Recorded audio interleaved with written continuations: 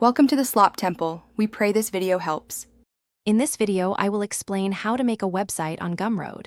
First, sign up for a free Gumroad account. Once registered, you'll gain access to your dashboard, which is your central hub.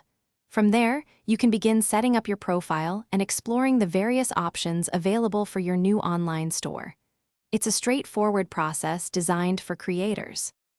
Now, let's create your first product. Click New Product and select your product type, whether it's a digital download, a course, or a membership. Upload your files, add a captivating description, and include high-quality images.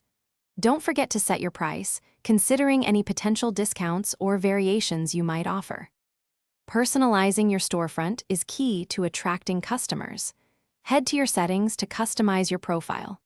Upload a distinctive cover image and a clear profile picture that reflects your brand.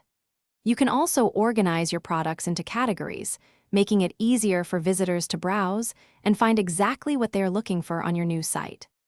With your products and storefront ready, it's time to launch. Share your unique Gumroad link across all your social media platforms and consider email marketing to reach a wider audience.